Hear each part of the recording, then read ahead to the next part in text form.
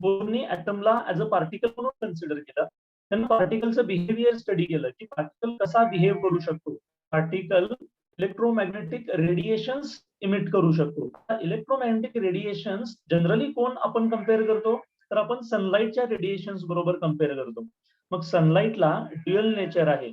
Sunlight किंवा solar raise जे येतात किंवा सोलर एनर्जी आपल्याला मिळते, असं अज्युम केलं जातं की ती ड्युअल नेचर मध्ये आहे. प्लँक सारखा सायंटिस्ट काय म्हणतो, तर प्लँक सारखा सायंटिस्ट म्हणतो की जी सोलर एनर्जी येते ती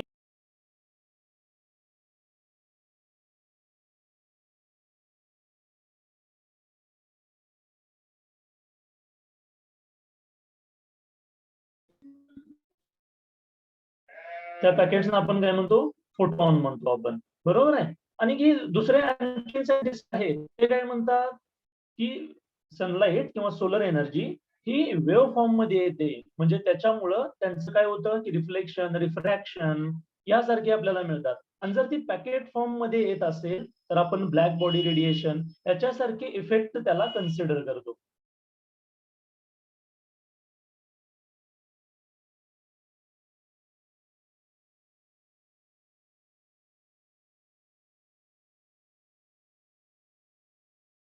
ठीक आहे. त्या बोरनी काय केलेलं, ज्यावेळी ऍटमला स्टडी करत होता त्यावेळेला त्यानं हेच कन्सिडर केलं की ऍटम जर आपण बघितला तर हा ऍटमला सुद्धा काय आहे, ड्युअल नेचर आहे. तो काय करतो, तो ऍज अ वेव्ह म्हणून सुद्धा एनर्जी एक्झिबिट करतो आणि तो ऍज अ पार्टिकल म्हणून सुद्धा काय करतो, एक्झिबिट करतो. आता बघा आपण कम्पेअर करतोय त्याला सोलर इलेक्ट्रोमॅग्नेटिक रेडिएशन सोबत. मग जर ऍटमचं ड्युअल बिहेवियर असेल तर आपल्याला बघावं लागतं की ऍक्च्युली वेव्ह किंवा वेव्ह फॉर्म म्हणून तो कसा काम करतो.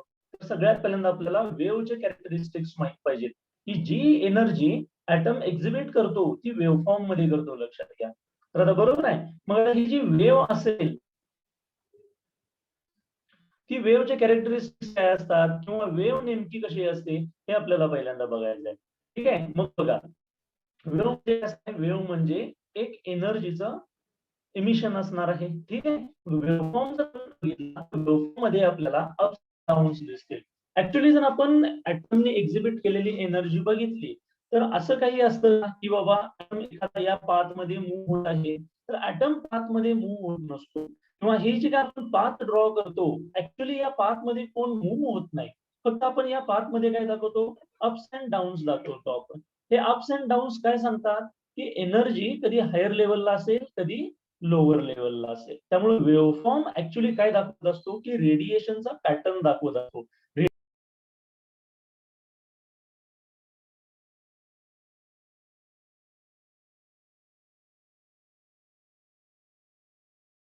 बोथ वेनी म्हणजे आपण काय म्हणतो की आयदर डिरेक्शन मध्ये काय असतात, मॅक्झिमम असतात. आपण एक पॉझिटिव्ह साईड धरतो, एक निगेटिव्ह साईड धरतो. कोणतेही जर आपण एनर्जी फॉर्म बघितला किंवा वेव्ह फॉर्म आपण बघत असेल किंवा एनर्जी पॅटर्न बघत असेल तर तो एनर्जी एक्झिबिट केलेली हायर असू शकते. पॉझिटिव्ह केसमध्ये हायर असू शकते, निगेटिव्ह केसमध्ये काय असू शकते, हायर असू शकते. तर असं दोन्ही केसमध्ये आपण कन्सिडर करतो. मग ही वेव्ह जी आपण स्टडी करतो त्या वेव्हचे काय कॅरेक्टरिस्टिक्स असतात, ते कॅरेक्टरिस्टिक्स काय असतात बघा. ऑलरेडी मला वाटतं आपण बघितलं असेल, प्रत्येक वेव्हफॉर्मला एक लेंथ असते की वेव्हलेंथ. ठीक आहे. त्याच्यानंतर वेव्हला अँप्लिट्यूड असतं की आपण काय म्हणू शकतो की The highest screen share possible off है. Position of the wave. हो हो करतो मी.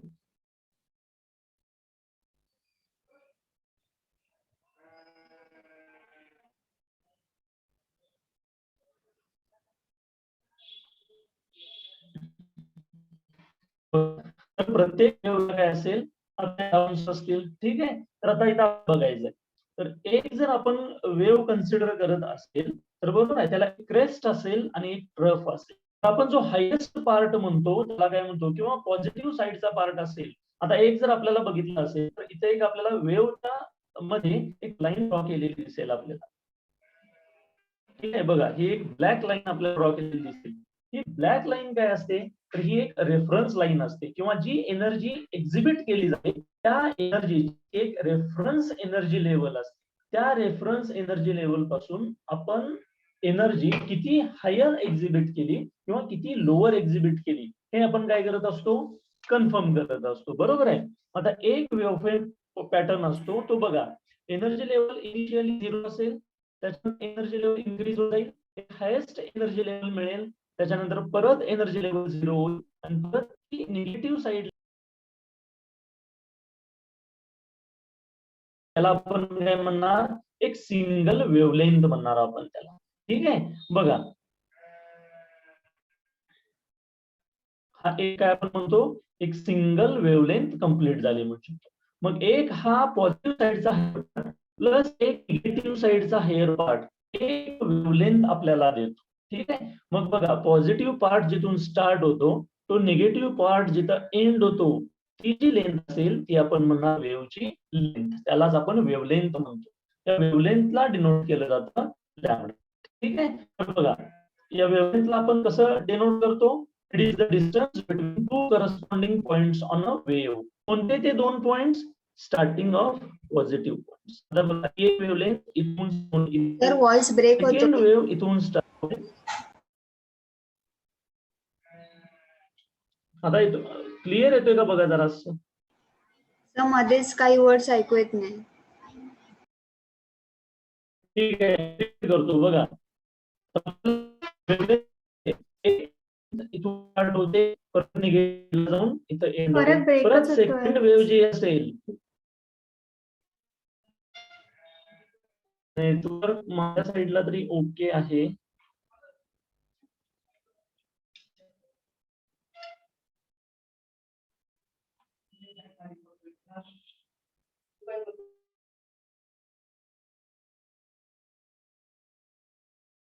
सिमिलर वेनी आपण निगेटिव्ह साईडला सुद्धा काय करतो, मॅक्झिमम रेडिएशन पॉइंट किंवा मॅक्झिमम पॉइंट आपण काय करतो, ड्रॉ करतो. तर एनर्जी जी मॅक्झिमम ड्रॉ झालेली असेल, ती जी का आपण वेव्हफॉर्म वर डिनोट करतो, त्याला आपण म्हणतो अँप्लिट्यूड. मग हा डिनोट कसं करतो आपण, तर जितकी एनर्जी हायर झाली असेल तितकी हाईट आपण वेव्हला काय करतो, ड्रॉ करतो. मग वेव्हफॉर्मची मॅक्झिमम हाईट जी असेल ती म्हणजे त्या वेव्हची काय असणार आहे, अँप्लिट्यूड असणार आहे.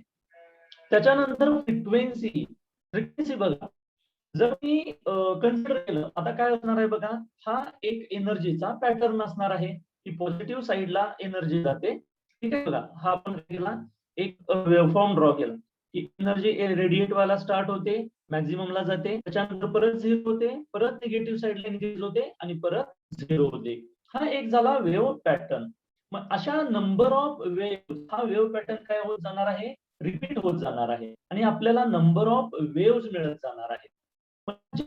नंबर ऑफ वेव्ह पास होईल तितकी त्याची फ्रिक्वेन्सी जास्त असेल. आता फ्रिक्वेन्सी मेजर कशी करायची बघा, मी काय करणार आहे, एक टाइम पिरियड कन्सिडर करणार आहे. ठीक आहे, बघा मी 1 सेकंद ऑब्झर्व करणार आहे.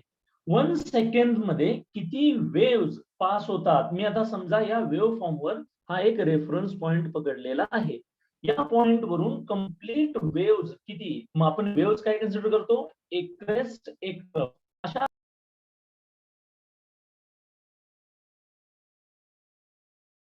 जर वेव्हलेंथ अशी खूप जास्त असेल, बघा ही वेव्हलेंथ जास्त झाली. जर एखादी वेव्ह असेल की त्याची वेव्हलेंथ कमी असेल, म्हणजे मी समजा असं ड्रॉ, याची वेव्हलेंथ बघा इतकी झाली. मग जर वेव्हलेंथ जास्त असेल तर एका सेकंड मध्ये नंबर ऑफ वेव्ह कमी पास होणार. जर वेव्हलेंथ कमी असेल तर 1 सेकंड मध्ये आपल्या नंबर वेव्ह जास्त पास होणार. फ्रिक्वेन्सी म्हणजे काय, 1 सेकंड मध्ये एका रेफरन्स पॉइंट मधून पास होणाऱ्या नंबर ऑफ वेव्ह, आणि याला मेजर केलं जातं हर्ट्झ मध्ये. आणि फ्रिक्वेन्सीला सिम्बॉल आहे नू, त्याला ड्रॉ पण या वेळी करू शकतो, एक व्ही ड्रॉ करू शकतो आणि व्ही ला सेकंड लेग त्याचा आपण थोडासा मॉडिफाय करायचा. तर ही झाली फ्रिक्वेन्सी. आणि त्याच्यानंतर आहे वेव्ह नंबर. आता वेव्ह नंबर काय बघा, तर मी काय करतो, वेव्ह फॉर्म वर एक स्टँडर्ड डिस्टन्स घेतो. किती घेतो मी, तर समजा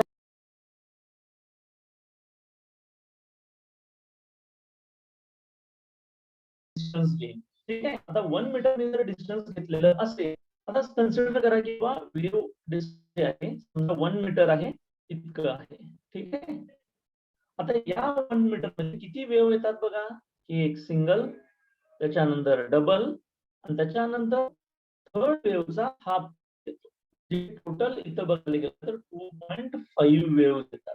तर त्याचा वेव्ह नंबर काय असेल 2.5. म्हणजे एका स्टँडर्ड डिस्टन्स मध्ये किती नंबर ऑफ वेव्ह अकोमोडेट होतात. आणि फ्रिक्वेन्सी म्हणजे काय, एका स्टँडर्ड टाइम मध्ये किती वेव्ह पास होतात. स्टँडर्ड टाइम मध्ये किती वेव्ह पास होतात याला आपण फ्रिक्वेन्सी म्हणतो. स्टँडर्ड डिस्टन्स मध्ये किती वेव्ह अकोमोडेट होतात याला आपण वेव्ह नंबर म्हणतो. ठीक आहे. तर अशा आपल्याला 4 पार्ट. फ्रिक्वेन्सीला आपण जसं नू ने डिनोट करतो तसं आपण वेव्ह नंबरला नू बार यांनी डिनोट करतो आपण. ठीक आहे.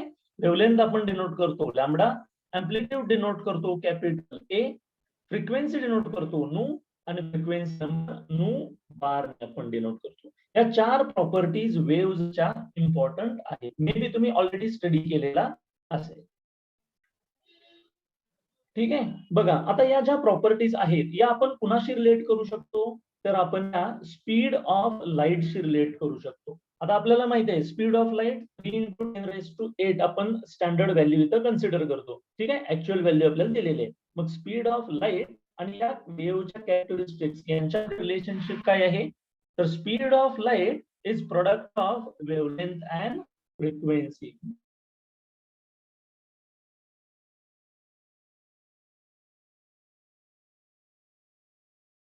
वेव्हफॉर्मच्या कॅरेक्टरिस्टिक्स आपल्याला क्लिअर करायचं असेल तर आपण त्याला रिलेट करू शकतो स्पीड ऑफ लाईट सोबत.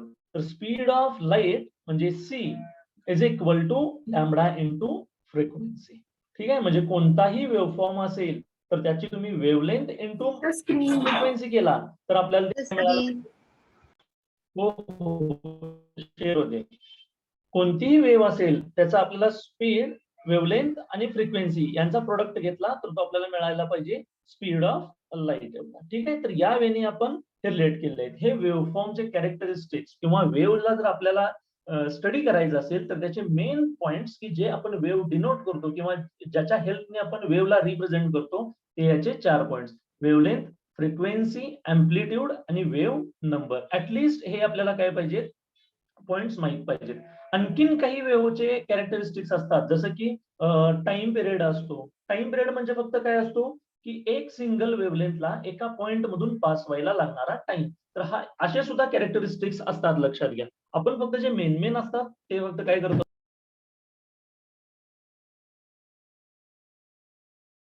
In a particular time. Standard time मधले पर्टिक्युलर एनर्जी पॅकेट्स यांना आपण काय म्हणणार, ही फ्रिक्वेन्सी म्हणणार. मग आता आपण बघा फ्रिक्वेन्सी हा टर्म इंट्रोड्यूस करत आहे. तर फ्रिक्वेन्सी आपल्याला वेव्हफॉर्म मध्ये सुद्धा आहे आणि इकडे आपल्याला प्लँकच्या थेरीमध्ये सुद्धा आहे. आपण वेव्हफॉर्म मधली फ्रिक्वेन्सी आणि प्लँकची थेरी मधली फ्रिक्वेन्सी या दोघांना रिलेट करून वेव्ह नेचर आणि पार्टिकल नेचर मध्ये आपण काय करू शकतो, एक रिलेशन डेव्हलप करू शकतो. बरोबर आहे. आता इथं बघा प्लँकने आपल्याला फॉर्म्युला काय दिला, E is equal to h nu दिला. बरोबर आहे. त्याच्यानंतर आपल्याला तिथं नू फ्रिक्वेन्सी म्हणजे माहिती आहे speed of light is equal to nu lambda, हा सुद्धा आपल्याला फॉर्म्युला मिळतो.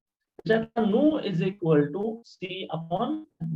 ही जी नू ची व्हॅल्यू आहे ती आपण प्लँकच्या फॉर्म्युलामध्ये टाकून E is equal to H C upon lambda ही काय करू शकतो, डिराईव्ह करू शकतो. म्हणजे आपण प्लँकची एनर्जी आणि वेव्ह थेरी मधला वेव्हलेंथ या दोघांना काय केलेलं आहे, रिलेट केलेलं आहे. मग हे जे का पार्टिकल नेचर आहे की बाबा एखादा पार्टिकल ऍज अ वेव्ह म्हणून सुद्धा एनर्जी ट्रान्समिट करतो आणि ऍज अ पॅकेट म्हणून सुद्धा एनर्जी ट्रान्समिट करतो, असं जे का ड्युअल नेचर आहे हेच बोर काय म्हणला, ऍटम सुद्धा हेच करतो. ऍटम सुद्धा जी एनर्जी रेडिएट करतो, जी एनर्जी एक्झिबिट किंवा एनर्जी ट्रान्समिट करतो ते काय करतो, ड्युअल नेचर मध्ये करतो. म्हणजे तो काय करतो बघा की एक तर एनर्जी काय करेल, वेव्हफॉर्म मध्ये सुद्धा करेल आणि ऍज अ पार्टिकल म्हणून सुद्धा.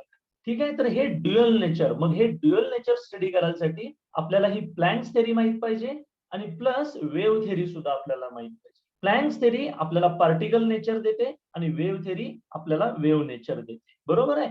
मग आता वेव्ह थेरी मध्ये कोणते कोणते इफेक्ट्स असतात, म्हणजे जर पार्टिकल ऍज अ वेव्हफॉर्म म्हणून एनर्जी ट्रान्समिट करत असेल तर कोणते कोणते फिनॉमिना तो दाखवणार आहे, तो रिफ्लेक्शन दाखवणार आहे, रिफ्रॅक्शन दाखवणार आहे, ट्रान्समिशन दाखवणार आहे, बरोबर आहे, स्कॅटरिंग दाखवणार आहे. आणि जर तो ऍज अ पार्टिकल थेरी प्लॅनची तो पजेस करत असेल तर तो कोणते कॅरेक्टरिस्टिक्स दाखवणार आहे, तर तो ब्लॅक बॉडी रेडिएशन दाखवेल किंवा बघा असे आपल्याला काय दाखवेल, फोटो इलेक्ट्रिक इफेक्ट दाखवेल. इफेक्ट दोन्ही काय करणार आहे, तो पजेस करणार आहे. म्हणजे जो इफेक्ट, जो वेव्हफॉर्म किंवा जो पार्टिकल नेचर तो अडॉप्ट करेल त्याच्याप्रमाणे काय दाखवेल, तो इफेक्ट दाखवेल. ठीक आहे. या मध्ये कुणाला काही डाऊट आहे का? हो सर.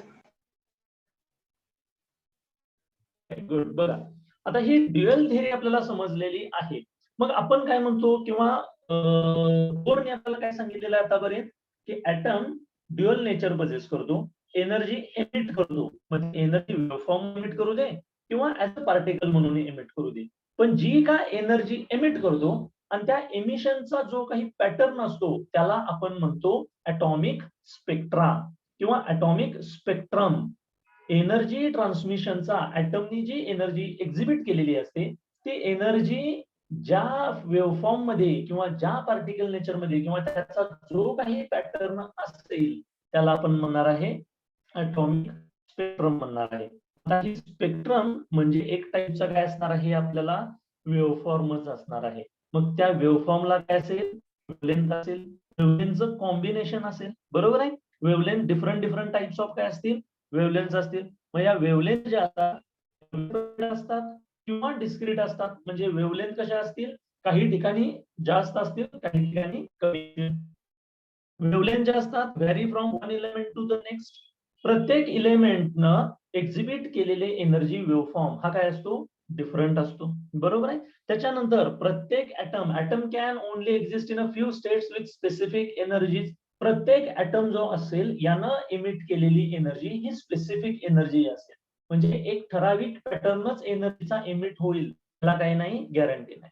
त्याच्यानंतर when light is emitted atom goes from high energy state to lower energy state. म्हणजे ज्या वेळेला बघा लाईट इमिट केलेली असते किंवा आपण काय म्हणतो लाईट, व्हिजिबल लाईट जर ऍटम एखादा इमिट करत असेल तर त्यानं काय झालेलं असेल, तो हायर एनर्जी पासून लोअर एनर्जीला गेलेला असेल. म्हणजे लाईट जर तो इमिट करतोय, बाहेर देतोय, एनर्जी काय होतोय, लॉस होतोय. तर आहे त्या एनर्जी स्टेट पासून तो लोअर एनर्जी स्टेटला गेलेला असेल. ठीक आहे.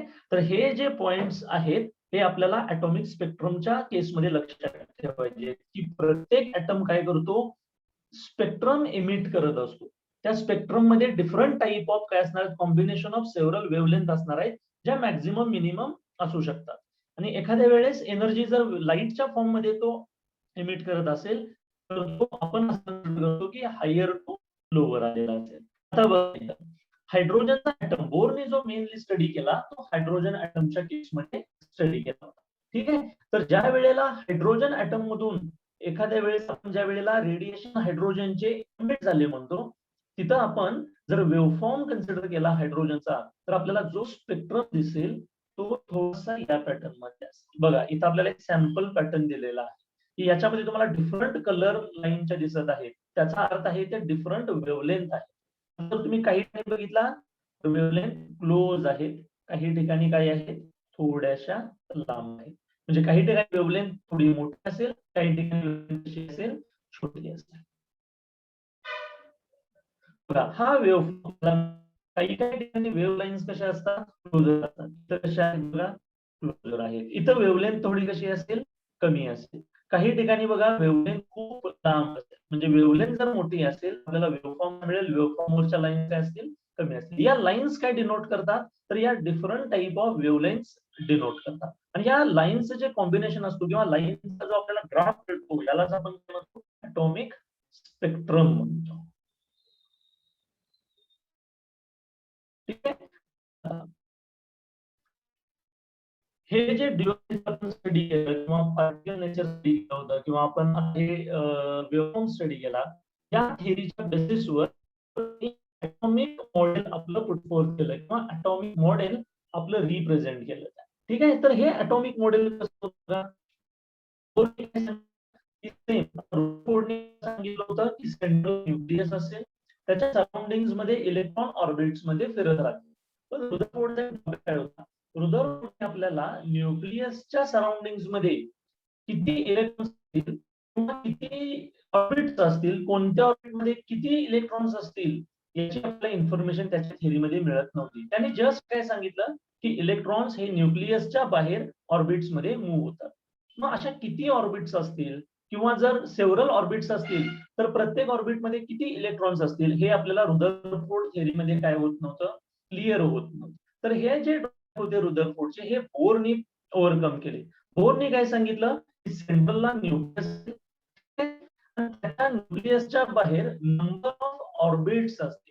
या ऑर्बिट्सला त्यानं काय कन्सिडर केलं की ऑर्बिट मध्ये त्यांनी सांगितलं एक ऑर्बिट म्हणजे एक एनर्जी लेवल, हे असं त्यानं सांगितलं आपल्याला. ठीक आहे. मग जो न्यूक्लियसला सगळ्यात जवळ असेल, बरोबर आहे, तर त्याने काय सांगितलं की जो न्यूक्लियसला जवळ असेल तो हायर एनर्जी वाला असेल, जो न्यूक्लियस पासून थोडासा लांब असेल तो लोअर एनर्जी वाला असेल. ठीक आहे. म्हणजे इलेक्ट्रॉन्स पर्टिक्युलर ऑर्बिट मध्ये मिळणार आहे आणि इलेक्ट्रॉन्स जी एनर्जी असणार आहे ती या ऑर्बिट असणार आहे. ऑर्बिट मध्ये जी एनर्जी असते त्याच्यामुळेच या इलेक्ट्रॉन्स कडे काय असेल, एनर्जी असेल. काय केलं, प्रत्येक ऑर्बिटला नंबर की बाबा इनर ऑर्बिट, त्याच्यानंतर आउटर ऑर्बिट, म्हणजे first orbit, second orbit, third orbit, त्यांनी प्रत्येक ऑर्बिटला काय दिलेलं आहे, नंबरिंग केलेलं आहे. आणि बस आपल्याला सांगितलेलं आहे की या सेव्हरल ऑर्बिट काय असतील, इलेक्ट्रॉन असतील. बघा इलेक्ट्रॉन काय करू शकतो, इलेक्ट्रॉन ऑर्बिट्स चेंज करू शकतो. मग समजा आपण काय सांगितलं की इनर ऑर्बिट ही हायर एनर्जीची असते, आउटर ऑर्बिट ही लोअर एनर्जीची असते. मग जर एखादा electron inner orbit to higher orbit जात असेल तर आपण त्याला काय म्हणू शकतो की electron higher energy level to lower energy level गेला. म्हणजे प्रत्येक ऑर्बिटला स्पेसिफिक एक सर्टन असणार आहे, एनर्जी असणार आहे. मग तो ऑर्बिट चेंज करतोय याचं मिनिंग आहे तो एनर्जी लेवल चेंज करतोय. ठीक आहे. मग बघा जर इलेक्ट्रॉन लोअर एनर्जी कडून हायर एनर्जी कडे जायचं असेल तर त्याला एक्स्ट्रा एनर्जी करावी लागेल, ऍब्झॉर्ब करावी लागेल, बरोबर आहे. आणि जर त्याला हायर कडून लोअर कडे जायचं असेल तर त्याला एनर्जी बाहेर दिली पाहिजे किंवा एनर्जी त्याला रेडिएट केली पाहिजे. मग आपल्याला बोरने काय सांगितलं की इलेक्ट्रॉन ज्या वेळेला इलेक्ट्रॉनला एक्स्ट्रा एनर्जी मिळते त्यावेळेला तो इलेक्ट्रॉन एनर्जी ऍब्झॉर्ब आणि लोअर पासून ऑर्बिट कडे जातो. त्यावेळेला त्याच्याकडे हायर एनर्जी असते त्यावेळेला तो एनर्जी करू शकतो, एमिट करू शकतो, रेडिएट करू शकतो आणि तो ऑर्बिट जाऊ शकतो. म्हणजे इलेक्ट्रॉन एनर्जी एमिट किंवा ऍब्झॉर्ब केल्याशिवाय ऑर्बिट चेंज करणार नाही. प्लस हा इलेक्ट्रॉन न्यूक्लियसच्या सराउंडिंग मध्ये ज्या एनर्जी लेवल्स आहेत तिथंच आपल्याला मिळणार आहे. इलेक्ट्रॉनच्या न्यूक्लियसच्या बाहेर स्पेस एनर्जी लेवल नाही तर इलेक्ट्रॉन मिळणार नाही. अशा किती ऑर्बिट्स असतील तर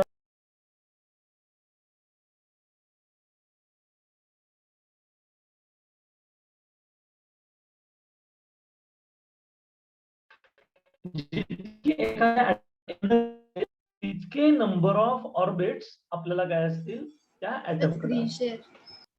ठीक आहे. हो.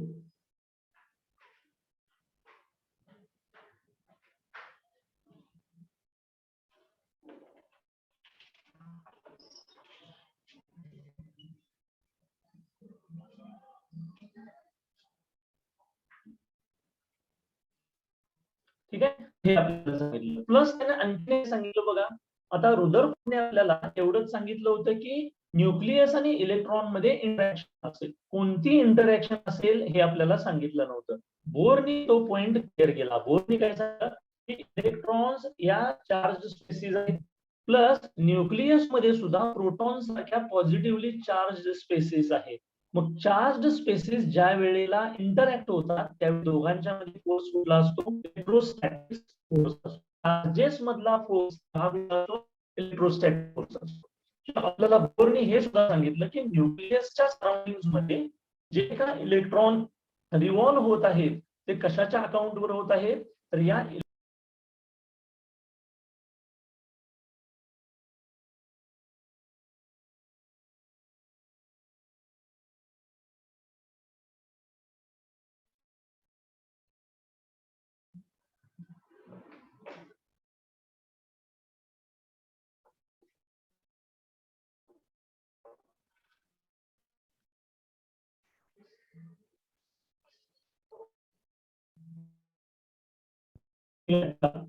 बोरने टर्म्स दिलेले आहेत त्याच्या थेरी.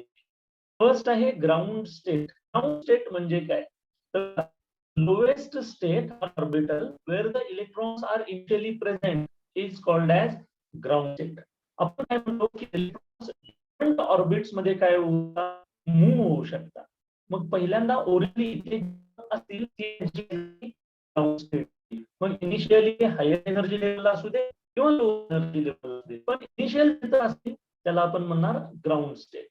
आणि ग्राउंड स्टेट मधून दुसऱ्या ऑर्बिटलला गेले तर त्यांनी काय झालं, एनर्जी लेवल चेंज केले. सेकंड आहे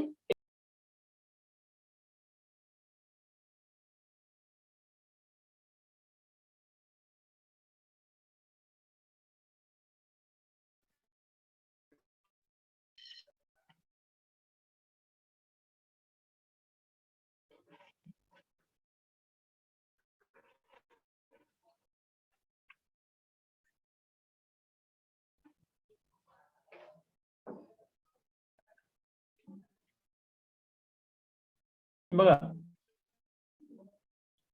एक्साइटेड स्टेट म्हणजे कोणती स्टेट, ज्यावेळेला इलेक्ट्रॉनला एनर्जी ऍब्सॉर्ब होईल, एनर्जी त्याला मिळेल, त्यावेळी तो कुठे गेला आपण म्हणू शकतो, एक्साइटेड स्टेटला गेला म्हणू शकतो. म्हणजे फॉर एक्झाम्पल त्याला जर lower energy level higher energy लेवलला जायचं आहे, त्याला ऑर्बिट चेंज करायचे आहे, की तो एखाद्या लोअर एनर्जी ऑर्बिट मधून हायर एनर्जी ऑर्बिटला जात असेल तर त्याला एनर्जी काय करायला लागेल, ऍब्सॉर्ब करायला लागेल. ही एनर्जी ऍब्सॉर्ब झाल्यानंतर आपण म्हणू शकतो की तो इलेक्ट्रॉन कुठे गेला, एक्साइटेड स्टेटला गेला. त्याच्यानंतर आता सिमिलरली त्याला जर लोअर कडून हायर जाताना आपण काय म्हणतो, एनर्जी ऍब्सॉर्ब केली, तो एक्साइटेड स्टेटला गेला. सिमिलरली त्याला जर रिव्हर्स यायचं असेल, हायर कडून लोअर कडे यायचं असेल, एनर्जी काय करायला लागेल, एक्स्ट्राची एनर्जी एमिट करायला लागेल. ठीक आहे. तर हे कन्सेप्ट आहेत बोर ऍटमच्या किंवा बोर्स मॉडेल ऑफ ऍटम, की ज्याच्यामध्ये त्याने आपल्याला डिफरंट ऑफ ऑर्बिट सांगितल्या.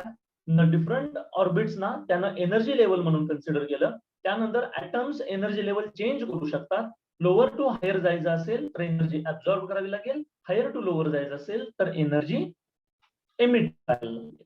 ठीक आहे. तर याच्यामध्ये डाऊट आहे का?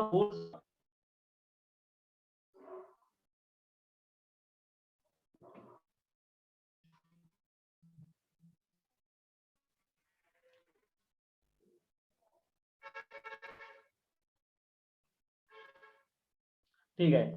नेक्स्ट बघा, आपण काय सांगितलं की इलेक्ट्रॉन्स ज्या वेळेला ऑर्बिट चेंज करतात त्यावेळी एकतर ते एनर्जी ऍब्सॉर्ब करतील किंवा एनर्जी एनर्जी काय करतील, एमिट करतील. म्हणजे ज्यावेळी हे ऍब्सॉर्प्शन किंवा एमिशन होतं त्यावेळी प्रत्येक वेळेला रेडिएशन्स काय होतात, एक तर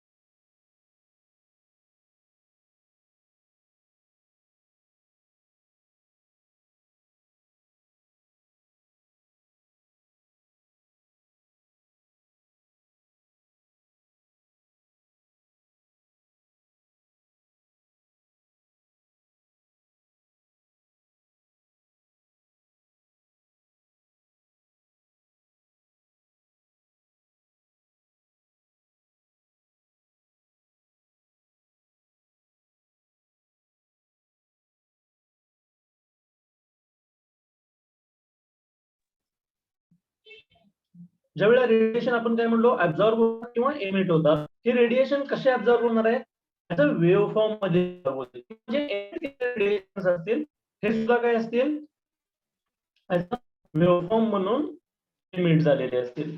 या वेव्ह फॉर्म मध्ये आपल्याला जे काही वेव्हलेंथ असेल किंवा कॅरेक्टरिस्टिक्स असतील, आपल्याला जर या वेव्हची लेंथ बघायची असेल तर याच्यासाठी आपला रेडबर्ग इक्वेशन म्हणून एक फॉर्म्युला आहे की त्याच्यातून ऍटमनी किंवा ऍटम मधल्या इलेक्ट्रॉन ज्या वेळेला ऑर्बिट चेंज करतो किंवा तो एनर्जी एमिट करतो किंवा ऍब्झॉर्ब करतो त्यावेळेला जे काही रेडिएशन्स एमिट होतात ऍब्झॉर्ब होतात त्या रेडिएशनच्या ऍब्सॉर्प्शन किंवा एमिशनचा जो रेडिएशन असतो त्या वेव्हफॉर्मची जी काय वेव्हलेंथ असते ती आपल्याला काय मिळते त्याच्यासाठी आपल्याला हा फॉर्म्युला दिलेला आहे. इथं बघा हा फॉर्म्युला आपल्याला आहे 1 upon lambda is equal to r into 1 by n square minus 1 upon n2 square.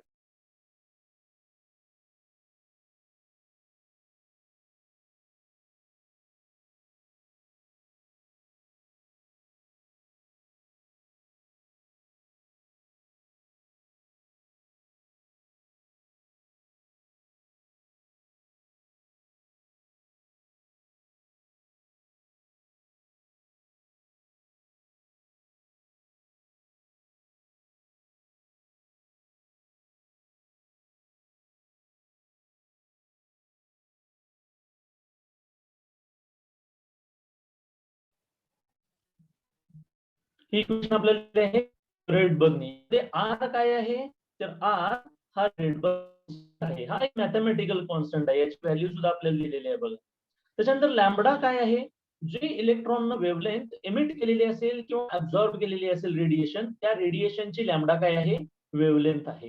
आणि हे N1 आणि N2 काय आहे तर N1 म्हणजे त्याचे ग्राउंड स्टेट बरोबर आहे किंवा ज्या एनर्जी लेवलवरून तो मूव्ह झालेला आहे आणि N2 म्हणजे तो कुठं मूव्ह झालेला आहे हायर एनर्जी लेवलला गेलेला असेल किंवा लोअर एनर्जी लेवलला गेलेला असेल. फर्स्ट सेकंड मध्ये गेलेला असेल तर N1 म्हणजे आपला काय असणार आहे 1 असणार आहे, N2 म्हणजे काय असणार आहे आपला 2 असणार आहे. N1 आणि N2 इनिशियल आणि काय असणार आहे फायनल एनर्जी. जे काय इलेक्ट्रॉन ऑर्बिट चेंज करतो त्यावेळेचे जे काय रेडिएशन असतील त्यातल्या वेव्हलेंथ आपण यावेळी कॅल्क्युलेट करू शकतो. वेव्हलेंथ मिळाली की आपण C इज इक्वल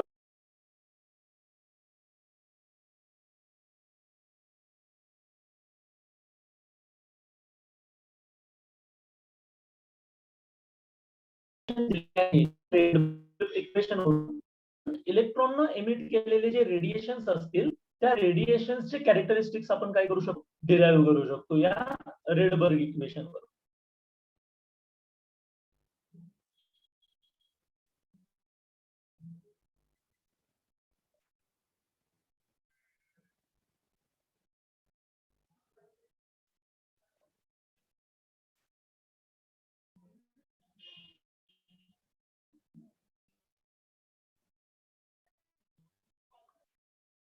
ठीक आहे बघा आपल्याला काय बघायचं आहे की बोर ही थेरी ज्या वेळेला पुट केली त्यावेळेला त्यांना काही पॉस्ट्युलेट आता हे पॉस्ट्युलेट्स म्हणजे काय असतात जो सायंटिस्ट त्याची थेरी पुटफोर्थ करतो त्या थेरीमध्ये त्यानं कोणते कोणते पॉइंट कन्सिडर केलेले आहेत किंवा आता बोरने बघा ऍटमचं स्ट्रक्चर दिलेलं आहे हे ऍटम एक्सप्लेन करताना त्यांनी नेमके ऍटमचे कोणते कोणते पॉइंट्स आपल्याला सांगितलेले आहेत की त्याच्या थेरीशी रिलेटेड आपल्याला ते कन्सिडर करायला बघा त्यांनी फर्स्ट पॉइंट आपल्याला सांगितला.